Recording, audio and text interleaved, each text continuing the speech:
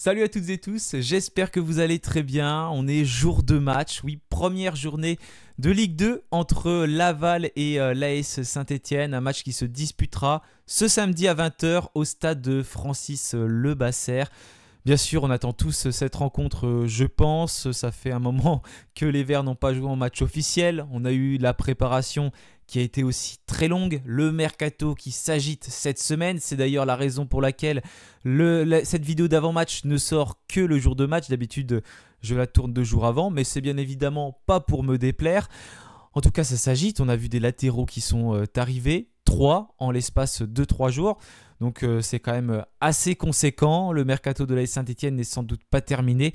Il reste 3 semaines pour aller chercher des joueurs. En tout cas, cette année, on montre clairement qu'on est ambitieux et il va le falloir parce que bien évidemment, l'objectif c'est de remonter à tout prix en Ligue 1 et j'ai envie de dire qu'on n'a pas le droit à l'erreur même si on connaît ce championnat de Ligue 2. On sait qu'il est très difficile, mais quand on voit notre mercato par rapport aux autres, voilà, clairement, il n'y a pas d'excuse. Cette année, il faut absolument monter et retrouver la Ligue 1 dès la saison 2026-2027. Bien évidemment, rien n'est fait, ça ne sera pas du tout facile, mais c'est clairement l'objectif de cette saison. Tout ça, on va parler durant cette vidéo d'avant-match. Juste avant qu'elle ne débute, n'oubliez pas de vous abonner, de la liker et nous on se retrouve juste après le générique.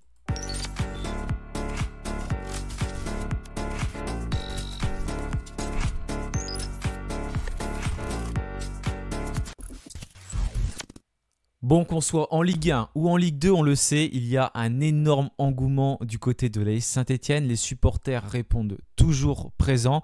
Et d'ailleurs, ça se voit au nombre d'abonnés. Plus de 20 000 supporters sont déjà abonnés pour cette saison 2025-2026 pour suivre les Verts dans le chaudron. C'est tout simplement un record en Ligue 2. Le précédent était détenu par Lens, je crois, avec un petit peu plus de 16 000. Déjà, plus de 30 000 supporters sont attendus contre Rodez pour la première journée dans le chaudron qui sera la semaine prochaine. Donc vraiment, voilà, c'est magnifique et c'est beau de voir le peuple vert qui répond toujours présent. Et d'ailleurs, j'en profite pour vous remercier parce que vous êtes énormément à regarder les vidéos sur la chaîne.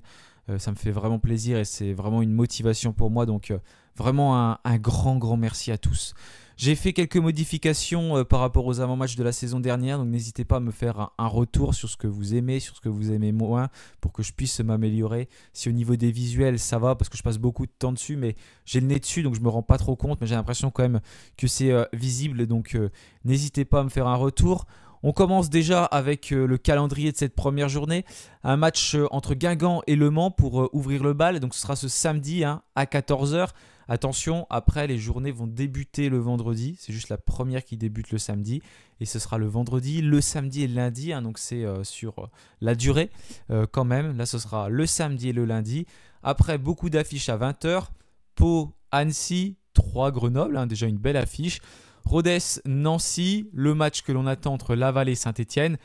Dunkerque qui affronte Clermont, Montpellier, le Red Star. Il y aurait dû avoir un autre match entre Boulogne et Bastia. Il a été reporté.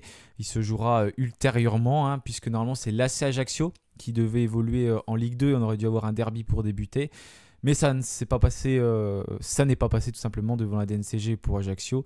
Ils n'ont pas réussi financièrement à la passer et ils n'ont pas pu faire appel ensuite, je crois, devant le CNOSF. Donc ils sont rétrogradés en national.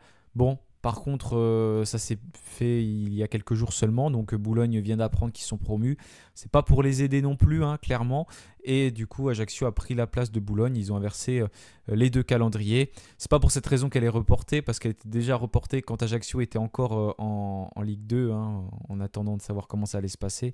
Donc ça s'est maintenu comme ça quand Boulogne est monté. C'est pas eux qui ont demandé à reporter. C'est ce que je voulais dire. Et puis ce lundi, donc, il y aura une rencontre entre Amiens et Reims. C'est pareil, un beau duel à suivre donc lundi soir et qui sera diffusé sur Beansport comme toutes les rencontres de cette nouvelle saison de Ligue 2. Tout est à suivre sur Beansport, les 9 rencontres par journée. Donc pas besoin d'avoir d'autres chaînes pour suivre la Ligue 2. Pour suivre la Ligue 1, il y a un match sur Beansport et il y en a un autre sur la nouvelle chaîne de la Ligue 1. Et l'arbitre de la rencontre entre Laval et Saint-Étienne sera Monsieur Antoine Valnet. Voilà en tout cas pour ce qu'il faut savoir là-dessus.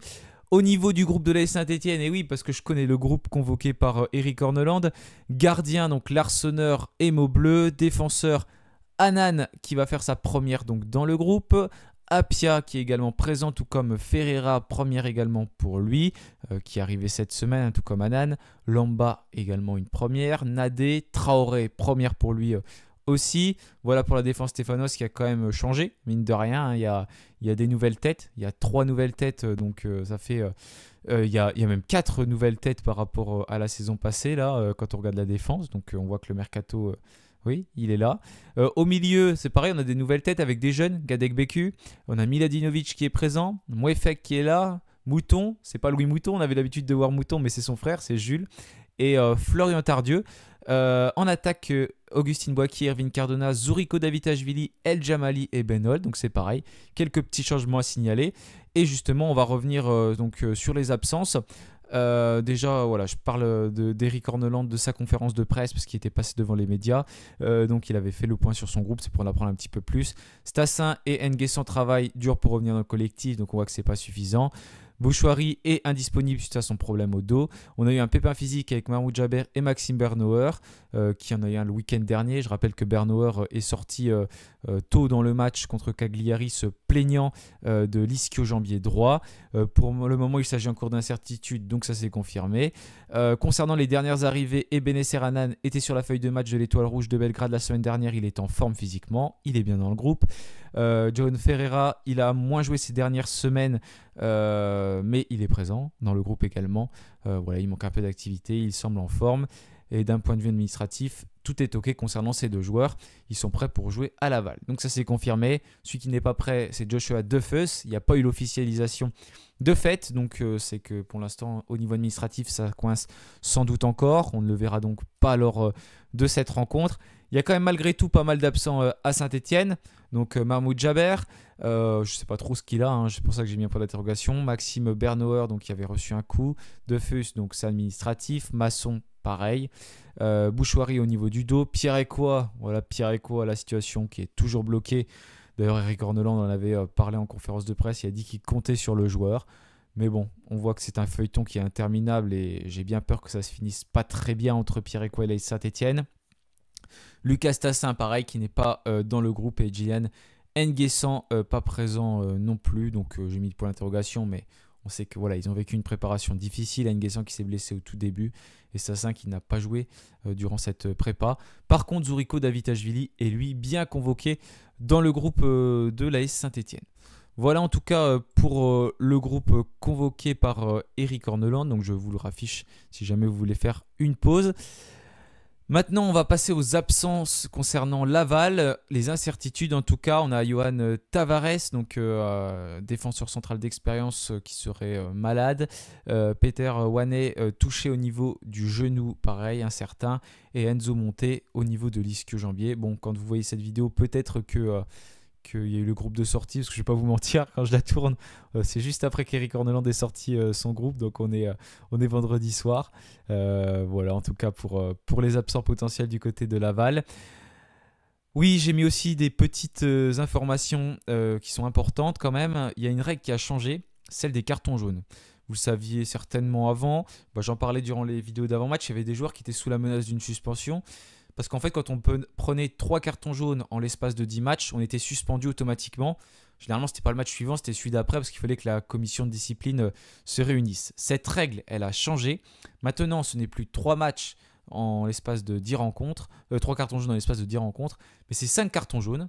Peu importe si on en a pris si on en prend un à la première journée et que le 5e à la 20e journée, on sera suspendu donc pour la 22e journée, comme il faut que la commission de discipline se réunisse. C'est comme ça que ça fonctionne maintenant. Voilà. Par contre, je ne sais pas si ça se renouvelle ou pas. Je pense qu'il faut en reprendre 5 pour être suspendu. Je suppose que si on en prend un 6e, on n'est pas encore suspendu parce qu'on a déjà été suspendu avant. J'imagine que c'est 5, 5, 5 et comme ça que ça marche. Et également le VAR. Donc ça fait un moment qu'on en parle. Le VAR qui était censé arriver en Ligue 2 et qui ne sera encore pas présent cette saison. Lui qui est présent en Ligue 1 depuis la saison 2018-2019. On l'a vécu déjà à plusieurs saisons, pas que l'année dernière quand on est remonté, il existait déjà auparavant, mais pour des raisons financières, ils ont décidé de ne pas mettre le VAR pour cette nouvelle saison de Ligue 2, donc les arbitres devront une nouvelle fois faire sans. Donc ça, c'est quand même quelque chose qu'il faut aussi prendre en compte.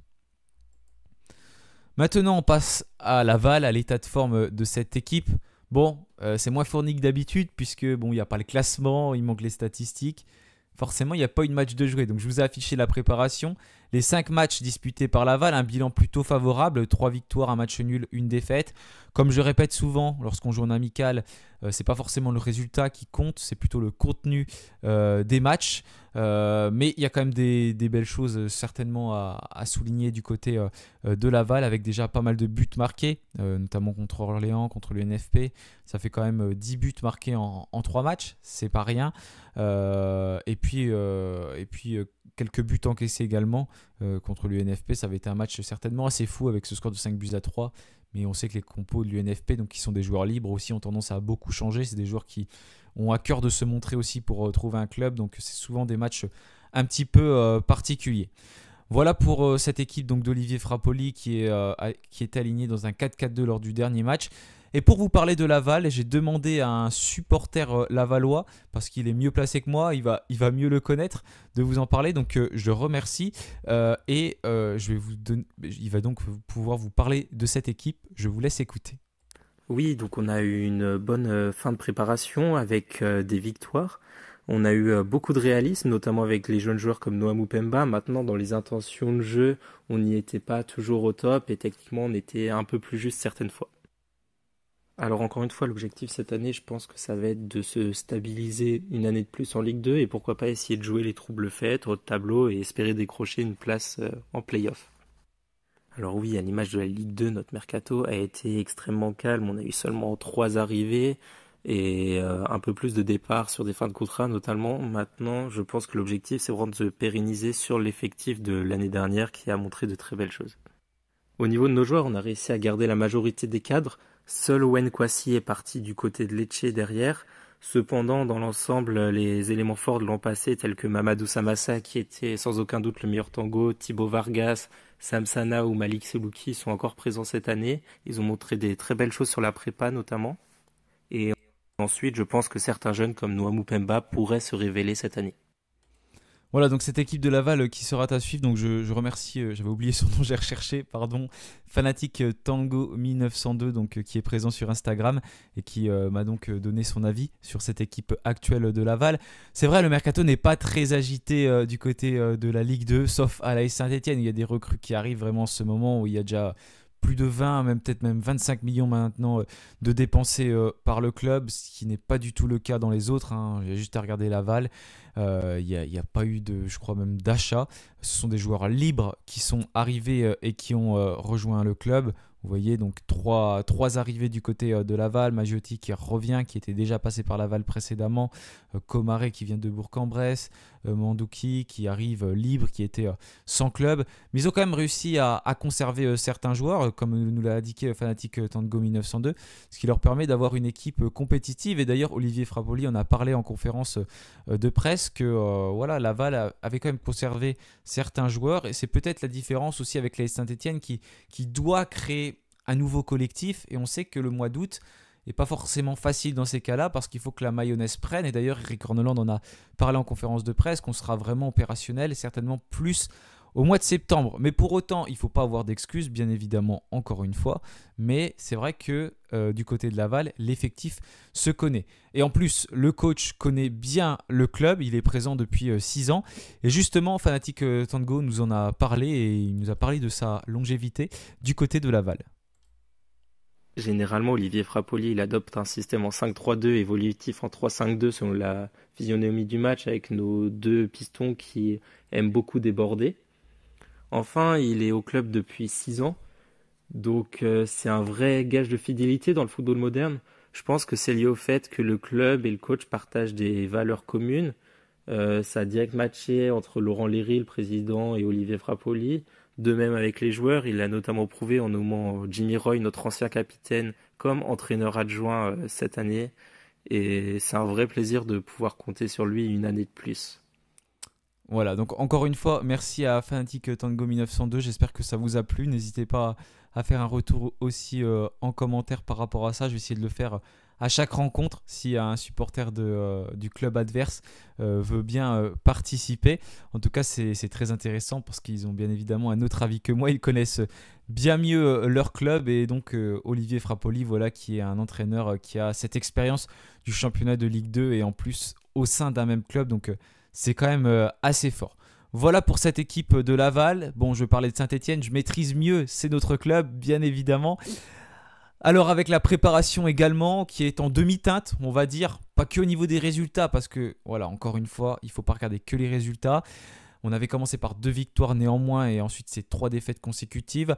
Là, le moment le mieux, c'est peut-être d'ailleurs après la défaite contre le Servette FC, où la première mi-temps avait été intéressante. J'ai trouvé, après contre Paris FC, ça avait été compliqué 3-0. Contre Cagliari, il y a des choses qui ont été intéressantes, mais voilà, je me suis un petit peu ennuyé durant cette rencontre et je pense qu'on est nombreux à être dans le même cas. Je vous affiche d'ailleurs la dernière composition stéphanoise. Bon, Joshua Duffus, je l'ai mis en pointe de l'attaque parce que c'était dans la dernière composition. Là, il ne sera pas présent, ce qui n'est même pas encore officiellement stéphanois à l'heure actuelle. Voilà, donc ça pourrait ressembler à quelque chose comme ça, le 11 de départ d'Eric Horneland, mais il y aura quand même des changements parce que déjà, par exemple, Mahmoud Jaber n'est pas présent dans le groupe d'Eric Horneland. Déjà, j'aurais inversé de base, même s'il était présent, parce que Jaber, j'aurais préféré le voir en tant que numéro 8 et Tardieu plus en tant que numéro 6. Pour moi, Jaber était trop bas sur le terrain contre Cagliari. Donc, on va voir quelle décision va prendre Eric Horneland dans le futur, comme ça ne sera pas lors de ce match contre Laval, quand Mahmoud Jaber sera de retour. En tout cas, j'espère déjà que ce n'est pas trop grave pour le milieu de terrain stéphanois, parce qu'il va quand même manquer. Il était très important sur les matchs de préparation. Il faisait un vrai travail de long, donc il va falloir que celui qui prenne sa place, je ne sais pas qui ce sera, on y reviendra dans la composition probable. J'ai un joueur qui pour moi est ressorti au milieu de terrain et je pense qu'il pourrait avoir un rôle à jouer, mais il faut qu'Eric Horneland lui donne du temps de jeu. Je ne vais pas laisser le suspense plus longtemps. C'est Gadek Beku que j'ai mis dans la composition de mon côté. Donc j'attendrai également votre retour. Voilà concernant notre état de forme. Le mercato, bien évidemment, très agité. Mine de rien, l'effectif a beaucoup changé depuis que Kilmer est arrivé, Kilmer Sport Ventures. Donc ils ont quasiment l'effectif qu'ils veulent maintenant. Il n'y a plus beaucoup de joueurs qui étaient présents il y a ne serait-ce qu'un an, parce qu'il y a beaucoup de départs, beaucoup d'arrivées.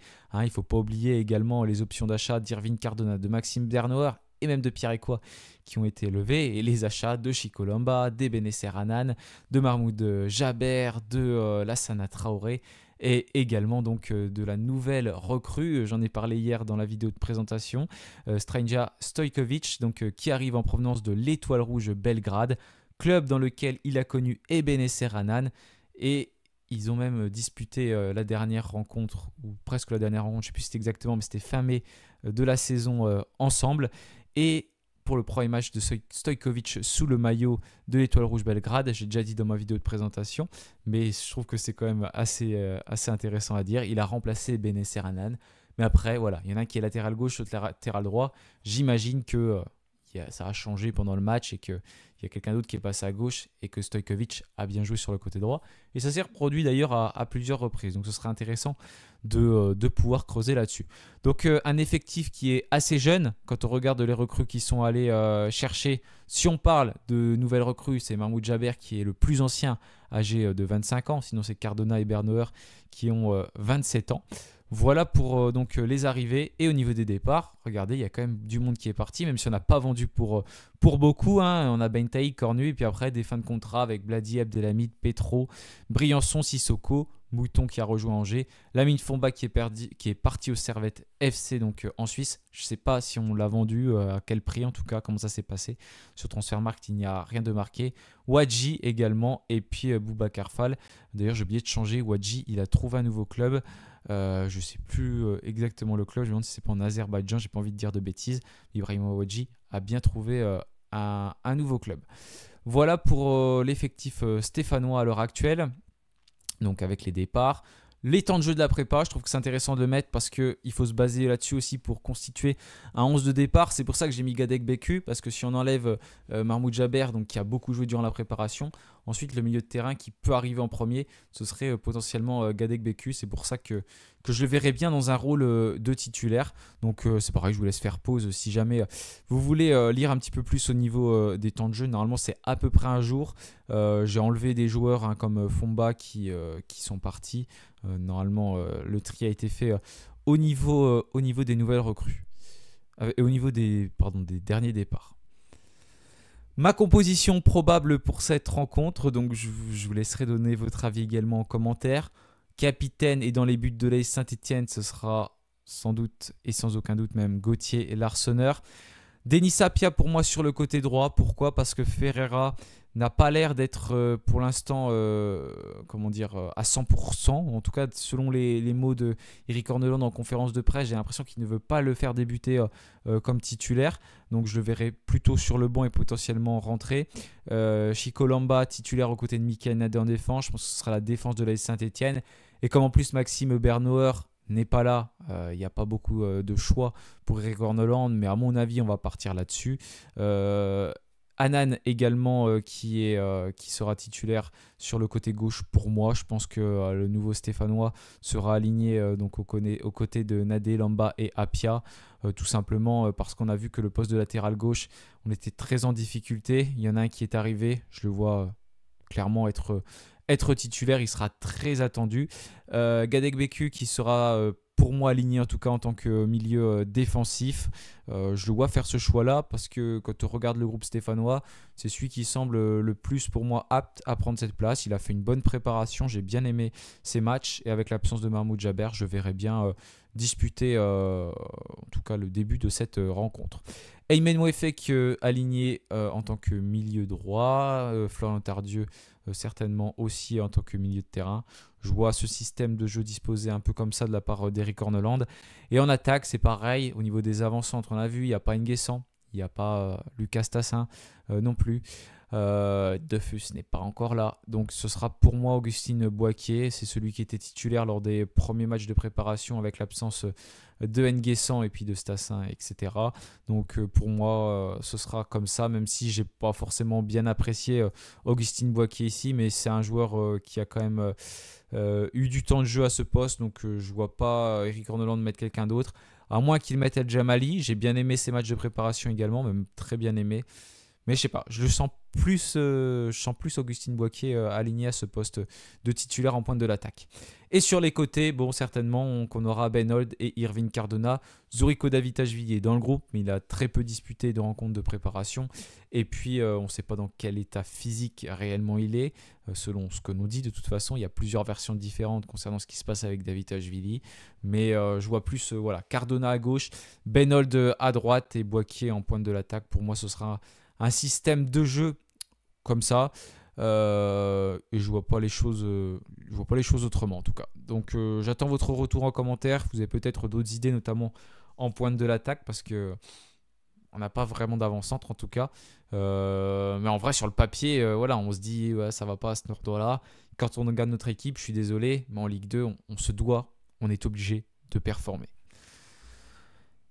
Et pour terminer, je vous affiche le calendrier donc, de ce mois d'août en Ligue 2. On affronte donc Laval. Ensuite, ce sera contre Rodez, la première à Geoffroy Guichard le 16 août à 20h. On va affronter ensuite Boulogne à la place d'Ajaccio le 23 août à 20h. Et Grenoble le 30 août à 20h.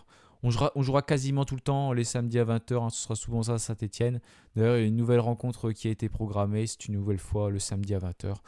Donc voilà, je pense qu'il y aura pas de souci et que ce sera la plupart du temps amateur parce que c'est le choix numéro 1 de Beansport.